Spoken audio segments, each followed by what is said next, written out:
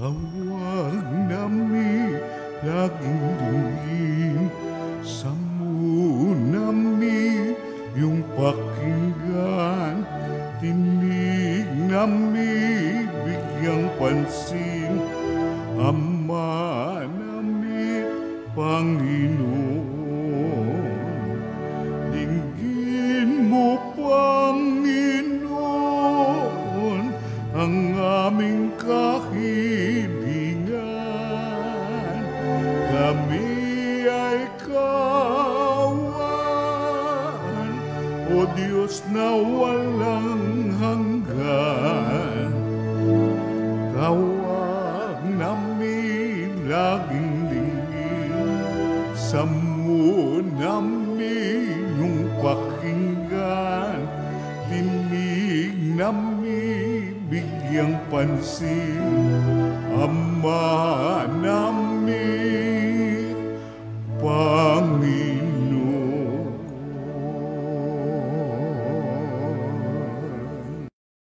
Sa ngalan ng Ama at ng Anak at ng Espiritu Santo. Amen. Ang pagpapala ng ating Panginoong Hesukristo, ang pag-ibig ng Diyos Ama, at ang makikipagkaisa ng Espiritu Santo naway sumainyong lahat. At sumayo rin. Mga kapatid, tinipon tayo bilang mga kaanib na angkan ng Diyos, kaya dumulog tayo sa maawaing Panginoong nagpapatawad ng lubos. Sinugong tagapagpagaling sa mga nagsisisi, Panginoon, kaawaan mo kami. Panginoon, kaawaan mo kami. Dumating na tagapag-anyayang mga makasalanay magsisi, Kristo, kaawaan mo kami. Kristo, kaawaan mo kami. Nakaluklok ka sa kanan ng Diyos Ama para ipamagitan kami, Panginoon, kaawaan mo kami. Panginoon, kaawaan mo kami. Kaawaan tayo ng makapangyarihang Diyos, patawarin tayo sa ating mga kasalanan at patnubayan tayo sa buhay na walang hanggan. Amen. Manalangin tayo.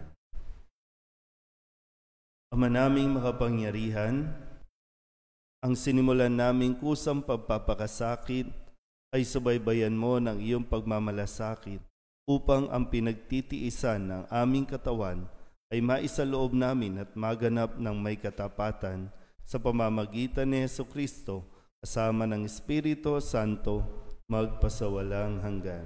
Amen. Umupo ang lahat.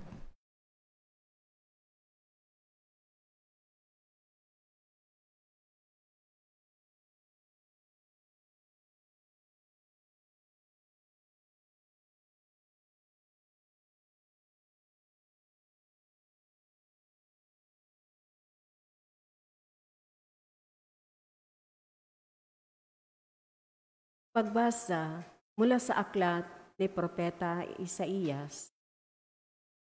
Ito ang sinasabi ng Panginoon, ikaw ay sumigaw ng ubos lakas. Ang sala ng bayan ko sa kanila'y ihayag. Sinasamba ako, kunway hinahanap, sinusundan-sundan. Parang natutuwang ang kalooban ko'y kanilang malaman. Ibig palabasin na ang gawain nila ay matuwid at di lumilihis sa mga tuntuning aking ibinigay. Wari natutuwang sa aking sumamba at ang hinihingi hatol na matuwid. Ang tanong ng mga tao, bakit ang pag-aayuno natin di pansin ng Panginoon? Nagugutom lang tayo, ngunit walang kabuluhan. Ang sagot ng Panginoon, pansariling kapakanan pa rin ang pangunang layunin sa pag-aayuno, habang ang nag-aayuno'y patuloy na inaapi ang mahihirap. Ang pag-aayuno ninyo'y humahantong lamang sa alitan, hanggang kayo-kayo'y nag-aaway-away. Kung ang pag-aayunong ginagawa ninyo ay gayon din lamang, ang inyong pagtawag ay tiyak na hindi ko pakikinggan. Sa inyong pag-aayuno, pinahihirapan ninyo ang inyong sarili. Yumuyuko kayong parang damong hinihipan ng hangin. Nagdaramit kayo ng sako at nahihiga sa abo. Pag-aayuno na ba yan? Akala ba ninyo'y nasisiyahan ako riyan? Ito ang gusto kong gawin ninyo. Tigilan na ninyo ang pang-aalipin. Sa halip ay pairalin ang katarungan.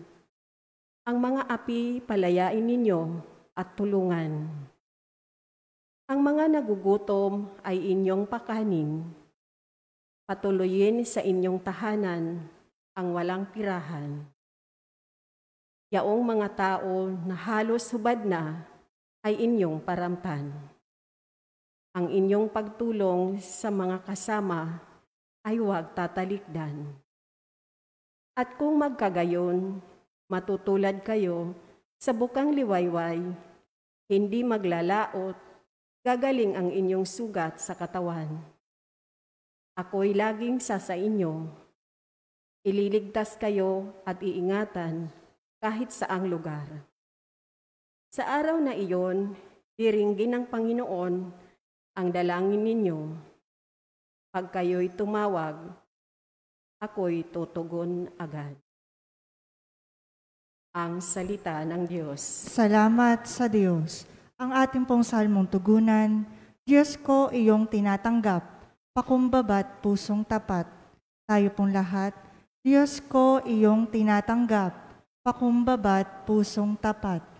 Ako'y kaawaan, o mahal kong Diyos, sang-ayon sa iyong kagandahang loob.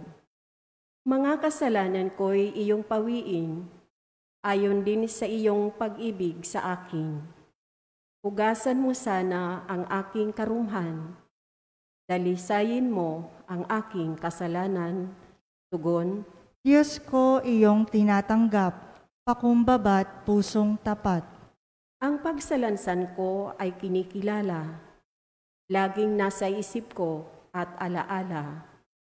Sa iyo lang ako nagkasalang tunay, na nagawa ko'y di mo nagustuhan. Tugon, Diyos ko, iyong tinatanggap, pakumbaba't pusong tapat. hindi mo nanais ang mga panghandog. Sa haing sinunog, di ka nalulugod. Ang handog ko, O Diyos, sa nakarapat-dapat, ay ang pakumbabat, pusong mapagtapat.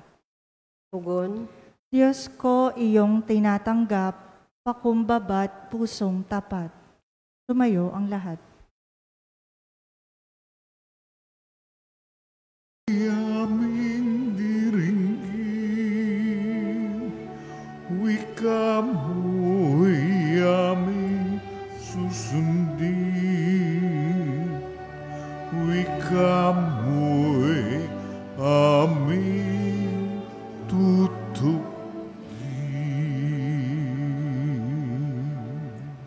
Sumainyo ang Panginoon. At sumayo rin.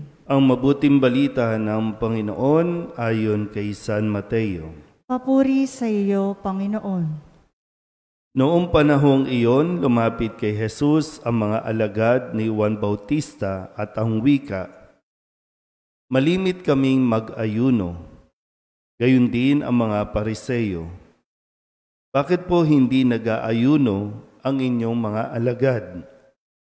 Sumagot siya, "Maaari bang magdalamhati ang mga panauhin sa kasalan habang kasama nila ang lalaking ikinasal? Kapag wala na siya, saka pa lamang sila mag-aayuno." Ang mabuting balita ng Panginoon. Pinupuri ka namin, Panginoong Hesukristo. Isang magandang umaga po sa inyong lahat. Ngayon po ay Biyernes, kasunod ng pagdiriwang natin ng Miyerkules ng Abo. At simula pa nung Miyerkules, lagi po nating naririnig ang salitang pag-aayuno. Sabihin nyo nga po, pag-aayuno. At sa pag-aayuno, ang kaakibat nito ay ang tinatawag nating fasting. Yun yung pag-aayuno. Pag-aayuno sa pagbabawas o hindi pagkain sa isang araw o kaya naman sa mas mahaba pang araw. Kadalasan ay ginagawa ng isang Hudyo o ng isang taong nagnanais lumapit sa Diyos, humiling o kaya naman humingi ng tawad sa Diyos. Sabihin nyo nga ulit, pag-aayuno. So, pangatlong araw na po natin ng 40 araw na paghahanda. So, ang pag-aayuno na ginagawa dito kasi nga ina-anticipate nila ang pagdating ni Kristo. Pero nandyan na si Kristo, hindi lang nila nakilala o hindi lang kinilala. Sa pangatlong araw natin, ano na po ba? May napag-isipan na ba kung paano mag-aayuno? Wala. Walang naisip. Kasi, sabi nga, may paglalakbay tayong gagawin, 40 days. O ngayon, pinapaalalahanan tayo ulit. Simula bago pa nag-Ash Wednesday, inuulit-ulit ko din, sa tingin niyo po, alin ang kaya nating o dapat nating gawin bilang bahagi ng pag-aayuno?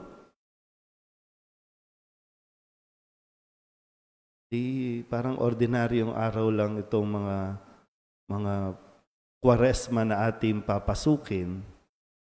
Ito ay paanyaya. Kailangan mo din naman itong kusang gawin. Merong mga binibigay ang simbahan bilang gabay natin, pero nasa iyo pa rin ang desisyon kung ano at paano mo ito isasabuhay, ang pag-aayuno. Dahil ito isang uri din ng pagdidisiplina ng sarili. Yung bang kadalasan, ang pag-aayuno, hindi kumakain ang isang tao at kapag nagugutom na, kailangan niyang pagtiisan ito.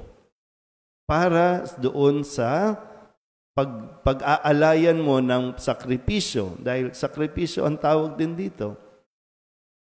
Pero ano na nga ba yung ating napagnilayan na maaari nating gawin bilang sakripisyo o pag-aayuno?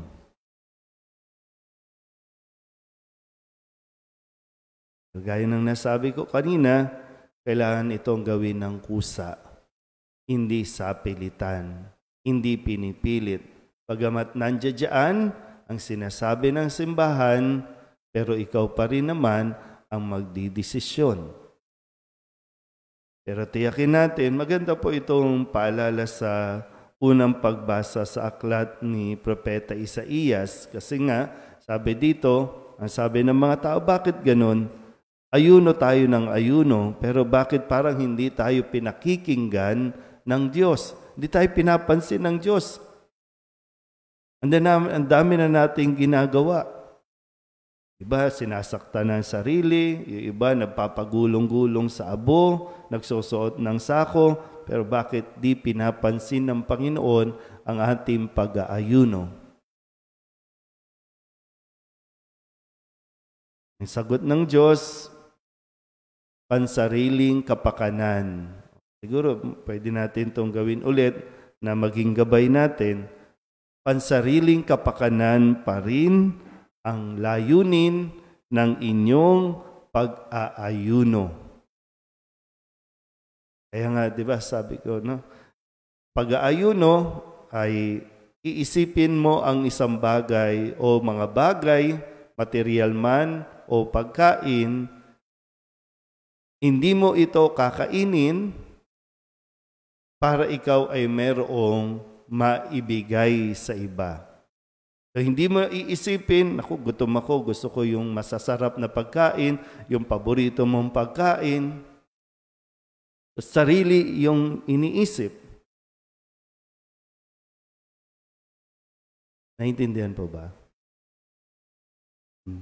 Ano pa ang sabi? Ayuno kayo ng ayuno. Dasal kayo ng dasal. Lagi kayong nasa templo. Araw-gabi. Pero inaapi nyo naman na may hirap. Yung pag-aayuno, umahantong lamang sa alitan. Hanggang kayo-kayo'y nag-aaway-away. Kung ganun lang din daw ang ating pag-aayuno, wag na, itigil na natin ang kalokohan na to. Kasi wala itong patutunguhan dahil tiyak, hindi kayo pakikinggan ng Diyos. Mayroon din naman siyang sinabi, no? Kung mas mainam, kung imbis na pahirapan mo ang sarili mo, gutumin mo ang sarili mo, taktan mo ang sarili mo, sabi dito, bakit hindi ka magpakain sa mga taong nagugutom? Bakit hindi mo bigyan ng damit yung mga taong wala ng damit? Bakit hindi ka magpatuloy sa iyong tahanan?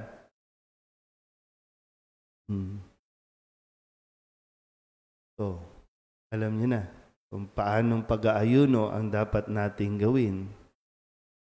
Kasi marami tayong pinaghahandaan o paghahandaan, maglalakad tayo, mag-iistasyon tayo ng krus, magbibisita sa mga simbahan, magro-rosaryo, at kung ano-ano pang mga tradisyon na ginagawa natin kapag Kwaresma, lalo tigit sa mahal na araw. Pero ito ang mas nais ng Diyos na mapagandaan natin ang ating kapwa. Paano tayo makakapagbigay? Paano tayo makakatulong bilang sakripisyo na ating gagawin? Yun ang pag-aayuno na kung saan tayo po ay inaanyayahan. Amen?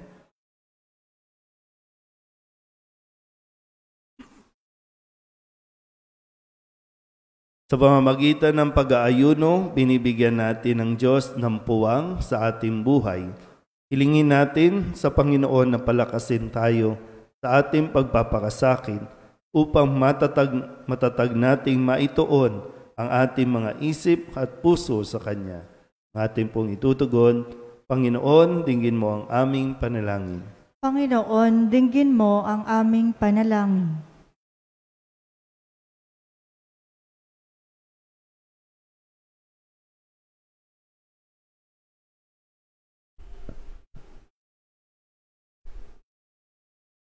Bilang mga alagad ni Kristo, tayo naway makasunod sa mga utos ng ating Ama sa langit.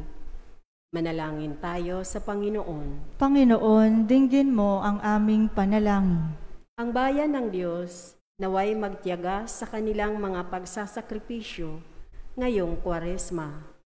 Manalangin tayo sa Panginoon. Panginoon, dinggin mo ang aming panalangin. Ang ating mga pagtitimpi at pagpipigil sa sarili, alang-alang sa Panginoon, naway matumbasan ng kaligayahan sa piling niya. Manalangin tayo sa Panginoon. Panginoon, dinggin mo ang aming panalangin. Ang mga may sakit, nasa bingit ng kamatayan at namimighati sa buhay, naway mapuspos ng biyaya ng Diyos. Manalangin tayo sa Panginoon. Panginoon, dinggin mo ang aming panalangin. Ang namayapa nating mga kamag-anak at mga kaibigan, naway malayang makabahagi sa buhay ng Diyos. Manalangin tayo sa Panginoon. Panginoon, dinggin mo ang aming panalangin. Dulog din natin sa Panginoon ang ating mga personal na kahilingan at mga panalangin para sa ating mga pamilya. Kasama ang lahat ng mga kahilingan ng mga nanonood sa online, lahat ng mga misang pasasalamat, special na intensyon, mga kaluluwa na hinihiling na ipagdasal sa misang ito.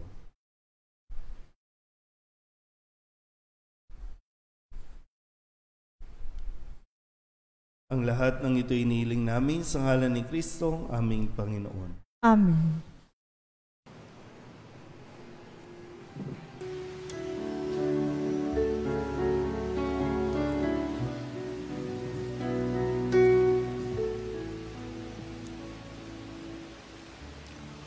Panginoon,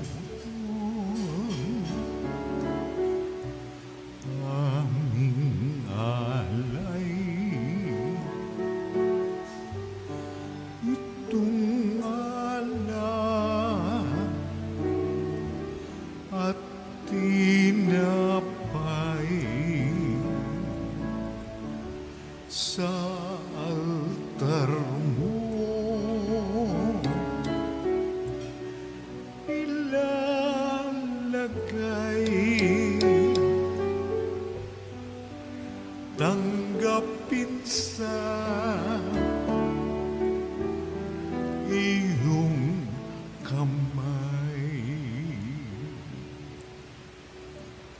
Manalangin kayo mga kapatid upang paghahain natin ay kalugdan ng Diyos samang makapangyarihan.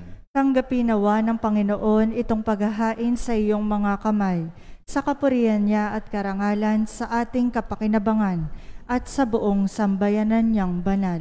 Ama naming lumikha, iniaalay namin ang aming ginaganap sa 40 araw na paghahanda bilang aming hain na nagpapagindapat na iyong kalugdan ang aming kalooban at nagdudulot ng kakayanan sa pagtitimpi namin sa pamamagitan ni Jesucristo kasama ng Espiritu Santo magpasawalang hanggan. Amen. Sumainyo ang Panginoon. At sumayo rin. Itaas sa Diyos ang inyong puso at diwa. Itinaas na namin sa Panginoon. Pasalamatan natin ang Panginoong ating Diyos. Marapat na siya ay pasalamatan. Ama naming makapangyarihan, tunay ngang marapat na ikaw ay aming pasalamatan sa pamamagitan ni Jesucristo na aming Panginoon. Sa pagbabakasakali mong kami bubuti, isinugo mo sa Jesucristo upang pangunahan kami. Bilang pagsunod sa iyong atas na bigay, ipinahayag ng iyong anak ang iyong kalooban na ang mga apit-dukha ay kanyang damayan. Ngayon ay iyong inihahandog ang pagkakataong aming maisaloob ang kanyang ganap at kusang paglilingkod upang sa iyo'y lagi kaming makasunod. Kaya kaisa ng mga anghel nagsisiawit ng papuri sa iyo na walang humpay sa kalangitan. Kami nagbubunyi sa iyong kadakilaan. Santo, Santo, Santo, Panginoong Diyos ng mga hukbo, napupuno ang langit at lupa ng kadakilaan mo. Hosana, Hosana sa kaitaasan, sa kaitaasan.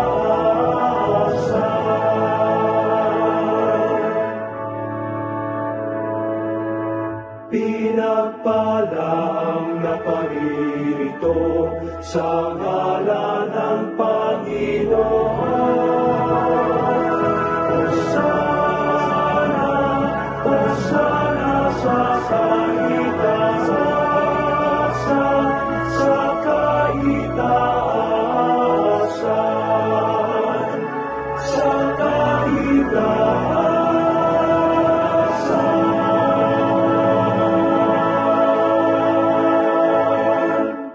Ama naming banal, ikaw ang bukal ng tanang kabanalan.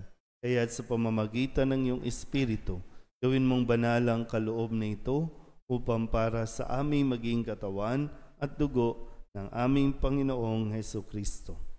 Bago niya pinagtiis ang kusang loob na maging handog, hinawakan niyang tinapay, hinasalamatan kaniya, pinaghati-hati ni iyon, iniabot sa kanyang mga alagad at sinabi, "Tanggapin ninyong lahat ito at kanin, ito ang aking katawan na ihahandog para sa inyo."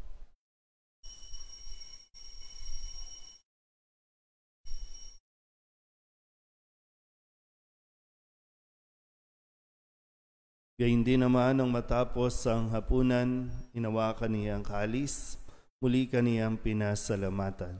Iniabot niya ang kalis sa kanyang mga alagad at sinabi, "Tanggapin ninyong lahat ito at inumin. Ito ang kalis ng aking dugo, ng bago at walang hanggang tipan. Ang aking dugo na ibubuhos para sa inyo at para sa lahat, sa pagpapatawad ng mga kasalanan. Gawin ninyo ito sa pag-alaala sa akin."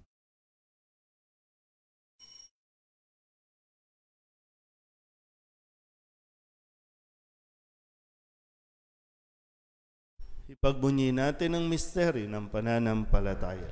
Si Kristo'y namatay, si Kristo'y nabuhay, si Kristo'y babalik sa wakas ng panahon.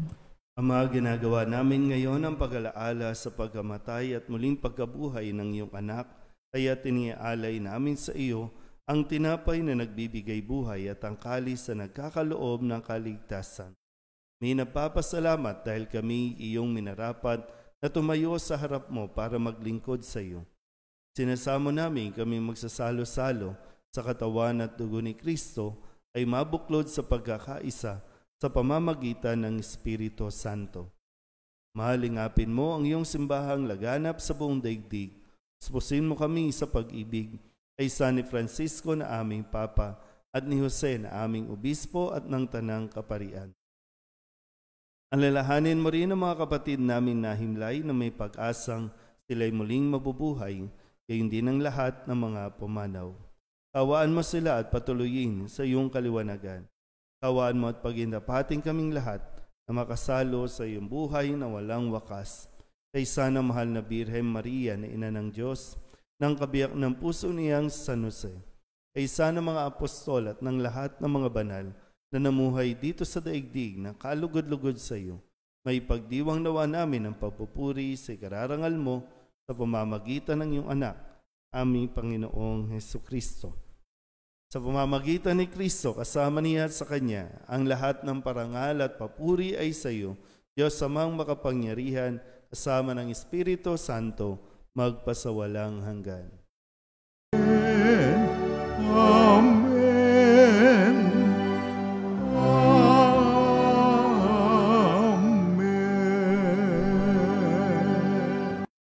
Buong kababaan loob tayong tumawag sa ating Panginoon ng Ama namin.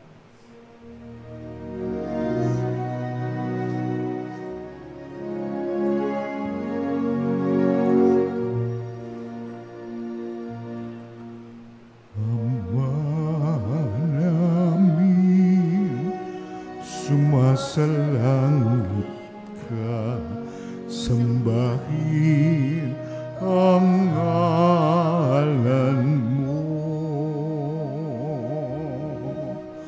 Mapasa amin ang kaharian mo, sundin ang loob mo dito sa lupa.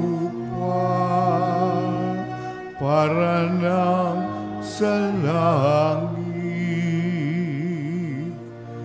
bigyan mo kami ng aming kakanin sa araw-araw at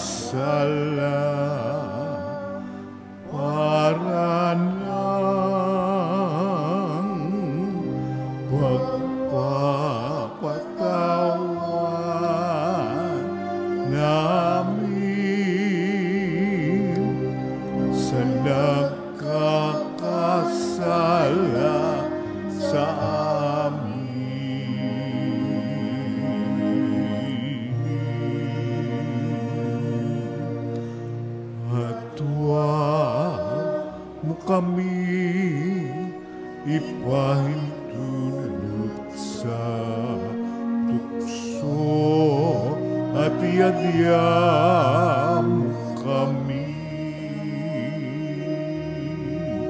sa lahat ng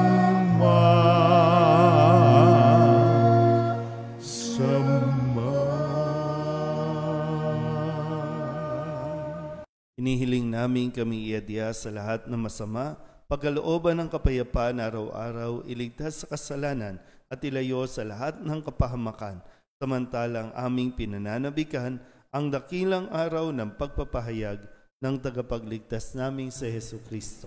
Sapagkat iyo ang kaharian at ang kapangyarihan at ang kapurihan magpakailanman. Amen. Panginoong Hesukristo, sinabi mo sa iyong mga apostol, kapayapaan ang iniiwan ko sa inyo, ang aking kapayapaan ang binibigay ko sa inyo. Tunghayan mo ang aming pananampalataya at huwag ang aming mga pagkakasala. Pagkalooban mo kami ng kapayapaan at pagkakaisa ayon sa iyong kalooban, sama ng Espiritu Santo, magpasawalang hanggan. Amen. Ang kapayapaan ng Panginoon ay laging sumainyo. At sumayo rin. Magbigayan po tayo ng kapayapaan sa isa't isa.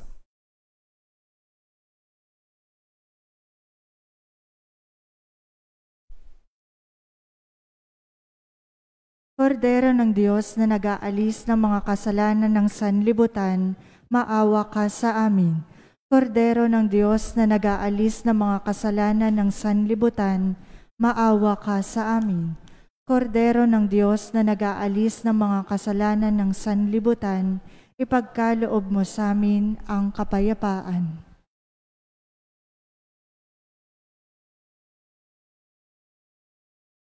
Ito ang kordero ng Diyos. Ito ang nag-aalis ng kasalanan ng sanlibutan. Mapalad ang mga inaanyayahan sa kanyang piging. Panginoon, hindi ako karapat-dapat na magpatuloy sa iyo, ngunit sa isang salita mo lamang ay gagaling na ako. Katawan ni Kristo. Amen.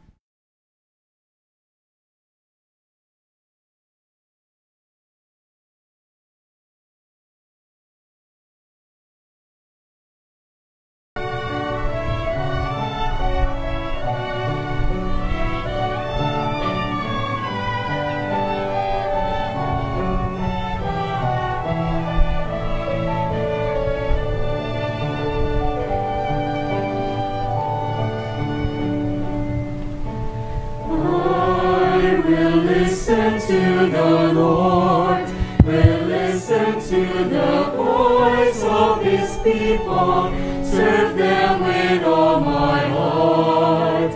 I will listen to His words and call upon the Lord for His people to live in faith and truth and in love.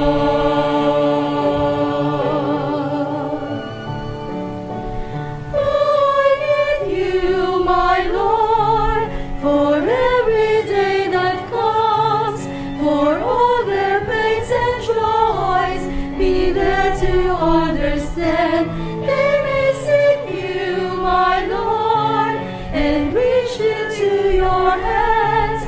May you comfort their sorrows and heal their wounded hearts.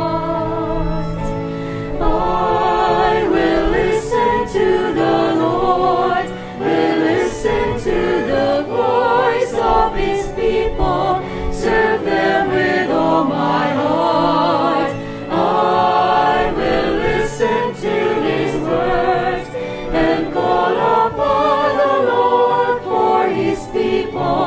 To live in faith and truth and in love.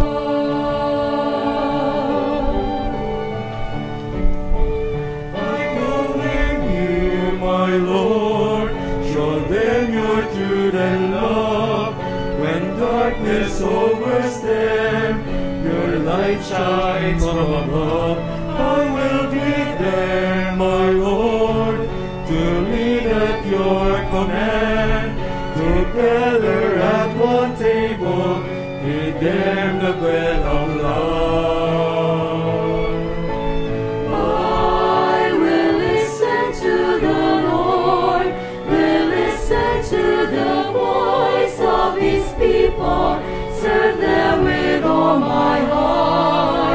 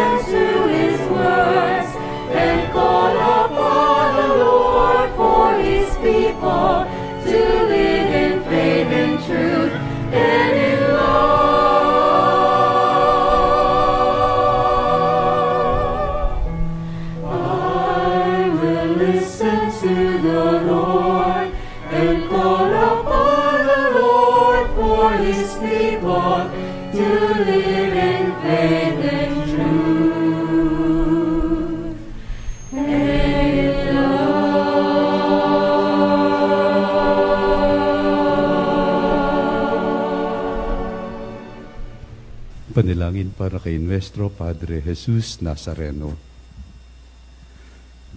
Katamis-tamisang naming mahal na Poong Jesus Nazareno, Diyos at manunubos ko, na naglalakbay sa kalbaryong pasan-pasan mo ang krus na nagpagpapakuan sa iyo.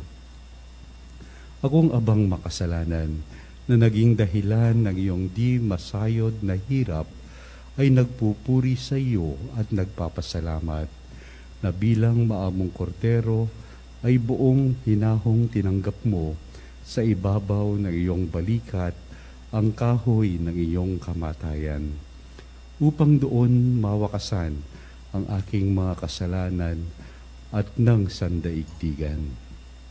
Patawarin mo ako, o butihing Jesus, inaamin ko ang aking mga sala at ako'y nananalig na dahil sa kabutihan mong walang kahulilip ay hugasan mo ng iyong dugo. Iniibig kita ng higit sa lahat ng bagay. Ipinangangako na ako'y magiging matapat hanggang sa oras ng aking kamatayan. Patnubayan mo ako, Diyos ko, ng iyong biyaya at ihatid mo ako sa landas ng iyong mga utos, diyan sa iyong langit na kaharian. Siya nawa.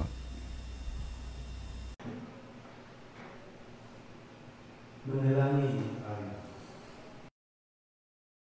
Ama naming mapagmahal, ang pakikinabang namin sa pagdiriwang na ito ay magdulot nawa ng kapatawaran sa aming kasalanan upang kami maging marapan sa iyong mapagpagaling na kabutihan sa pamamagitan ni Jesucristo kasama ng Espiritu Santo magpasawalang hanggan. Amen. Sumainyo ang Panginoon At sumayo rin. at pagpalain kayo ng makapangyarihang Diyos, Ama at Anak at Espiritu Santo. Amen. Tapos sa banal na misa, humayo tayo sa kapayapaan ni Kristo. Salamat sa Diyos. Magandang umaga. Good morning, Father.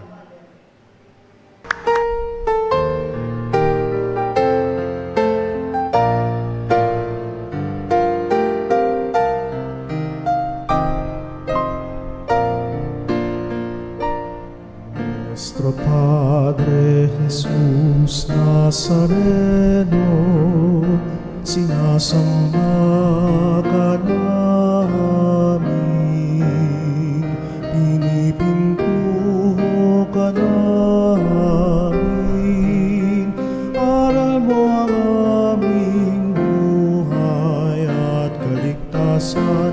Nuestro Padre Jesus Nazareno, iligtas mo kami sa kamatayan.